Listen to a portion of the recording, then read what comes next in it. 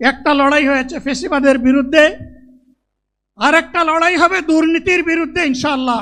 এই 54 বছরে বাংলাদেশের ভাগ্যের পরিবর্তন হয় নাই, জনগণের নেতার পরিবর্তন হয়েছে, তাদের অনেক বাড়ি গাড়ি হয়েছে। যারা পুরানো কায়দায় এই দেশে আবার শাসনকে ফিরিয়ে আনতে চায়, জনগণ তাদেরকে সেই সুযোগ দেবে না। শাসনতান্ত্রিক ব্যবস্থার মৌলিক পরিবর্তন না করে আপনারা নির্বাচনের দিকে হাঁটবেন না। কোন দেশপন্থী, কোন বাদপন্থী, কোন শক্তির আর জায়গা হবে না।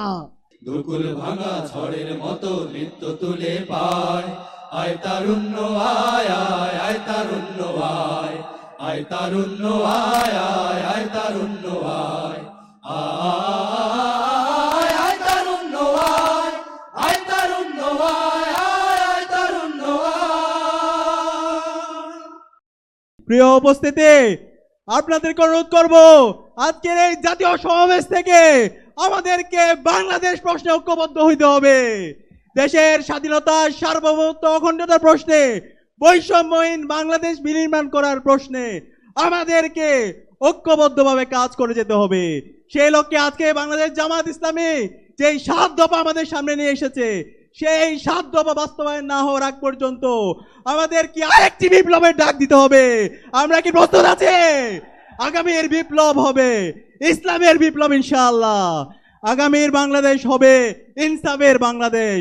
এই বাংলাদেশে আবারও নতুন করে মুজিববাদী ভারতপন্থী শক্তিগুলো এখন সক্রিয় হচ্ছে। আমাদের মধ্যে মতপার্থক্য থাকতে পারে, কিন্তু এই বাংলাদেশে বাংলাদেশপন্থী ব্যতীত কোন দেশপন্থী, কোন বাদপন্থী, কোন শক্তির আর জায়গা হবে না। তারা জুলাইয়ের আকাঙ্ক্ষার যে প্রত্যাশা ছিল, এখনো শহীদ পরিবার তা পাচ্ছে না। এর যে দুঃখজনক, আমাদের জন্য আর কিছুই হতে পারে না। আপনারা স্বাভাবিক কোন প্রক্রিয়ায় ক্ষমতায় বসেন নাই, হাজার হাজার ছাত্র জনতার রক্তের উপরে আপনারা ক্ষমতায় বসেছেন। এই জুলাই মাসের মধ্যে শহীদ গাজীদের স্বীকৃতি দিয়ে জুলাই প্রক্লেমেশন ঘোষণা করতে হবে। ছাত্র জনতার সংগ্রামের মধ্য দিয়ে যেই রক্ত এবং প্রাণের বিনিময়ে আমরা এই ঐতিহাসিক পরিবর্তন পেয়েছি, এই পরিবর্তনকে টেকসই করার জন্য আজকে বাংলাদেশের মানুষ যে শাসনতান্ত্রিক এবং সরকার ব্যবস্থার পরিবর্তনের আওয়াজ উঠিয়েছে, সরকারকে বলতে চাই সেই শাসনতান্ত্রিক ব্যবস্থার মৌলিক পরিবর্তন না করে আপনারা নির্বাচনের দিকে হাঁটবেন না। জামাত ইসলামী কোন সন্ত্রাসবাদকে পছন্দ করে না। ইসলামে জঙ্গিবাদের কোনো স্থান নেই।